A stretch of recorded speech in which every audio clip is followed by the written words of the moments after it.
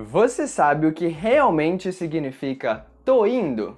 Eu aposto que não, mas nesse vídeo eu vou te explicar. If you're a beginner, click on the first link in the video description. E não esqueça de ativar as legendas para você entender todas as explicações. Eu já fiz um outro vídeo aqui no canal falando sobre uma estrutura chamada gerúndio.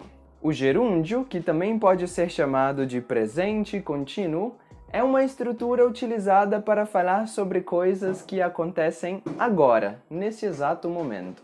E para essa estrutura, sempre utilizamos o verbo estar e o verbo principal com as letras N, D, O no fim.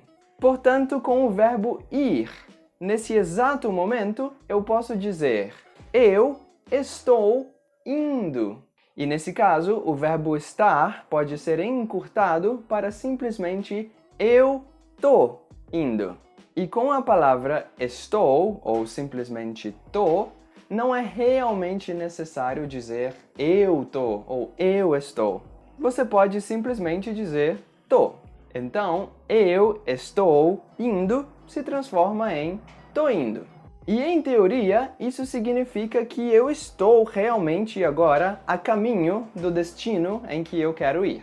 Mas, na verdade, não é assim que funciona para os brasileiros. Quando um brasileiro fala para você tô indo, isso não significa que ele realmente está indo naquele momento. Essa é uma forma que os brasileiros usam para dizer que em pouco tempo eles realmente vão, mas não que necessariamente neste momento eles estão a caminho. E como você deve saber, os brasileiros estão quase sempre atrasados. Então, quando um brasileiro diz "tô indo", não acredite que ele realmente está a caminho.